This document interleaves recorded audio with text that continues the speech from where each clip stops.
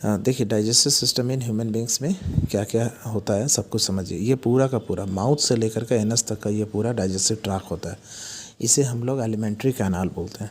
Alimentary canal में सबसे पहला माउथ होता है, फिर होता है ईसोफेगस, फिर होता है स्टमक, फिर स्मॉल इंटेस्टाइन, फिर लार्ज इंटेस्टाइन और फिर एनस।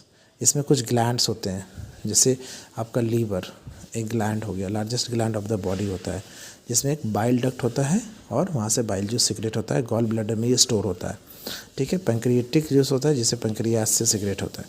इसके बारे में हम लोग आगे डिटेल्स में बात करेंगे। पहले समझिए कि माउथ में डाइजेशन कैसे होता है।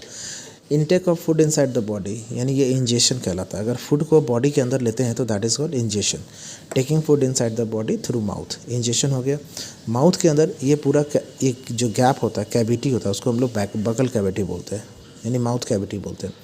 उसके अंदर टंग होता है, टीथ होते हैं, सलाइवा होता है।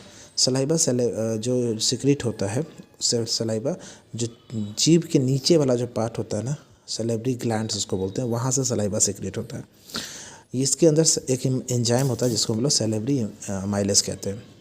टंग का काम होता है फूड को रोटेट करना, और टीथ का काम होता है बाइटिंग, टीयरिंग या ग्राइंडिंग करने का काम करता है। जब इधर यहाँ से फूड जो होता है क्रशिंग व्रशिंग हो करके पूरा टूट करके ईसोफेगस में आ जाता है। ईसोफेगस एक पाइप होता है जो फूड को ज्वाइन करता है। ये पूरा माउथ बगल कैविटी से लेकर के स्टमक तक का ये पाइपलाइन होता है। इसी के थ्रू क्या होता है, फूड हमारा स्टमक तक पहुंचता है। बेसिकली ये मस्कुलर पाइप होता है, तो फूड को जाने में थोड़ा सा प्रॉब्लम हो, इसलिए इसमें क्या होता है, एक मूवमेंट होता है जो आसानी से फूड को नीचे ले जाता है, जिसको बोलते हैं पेरिस्टाल्टिक मूवमेंट। ये रिदमिक कॉन्ट्रैक्शन और रिलैक्सेशन होता है इसमें, जिसकी वजह से फूड क्या होता है, पुश हो जाता है नीचे की ओर, एक फोर्स लगता है और ये स्टमक तक पहुंच जाता है। स्टमक एक जे शेप का स्ट्रक्चर का होता है, थैला होता है, जिसमें फूड रिसीव होता है। फूड रिसीव हो गया, इसके अंदर इनर लाइनिंग से हाइड्रोक्लोरिक एसिड सिक्रेट होता है और म्यूकस सिक्रेट होता है। म्यूकस क्या करता है, उस हाइड्रोक्लोरिक एसिड से इनर लाइनिंग को बचाता है। हाइड्रोक्लोरिक एसिड का क्या काम होता है, वो स्टमक के अंदर जो फूड होते हैं उसके अंदर जो बैक्टीरिया और जर्म्स आ गए उसको मारने का काम करता है, और उसके बाद वो फूड को डाइजेशन में हेल्प करता है, छोटे छोटे मॉलिक्यूल्स में तोड़ने का काम करता है, और वो एसिडिक मीडियम बनाता है जिसमें पेप्सिन, इसके अंदर से पेप्सिन भी सिक्रीट होता है और पेप्सिन प्रोटीन को तोड़ने का काम करता है।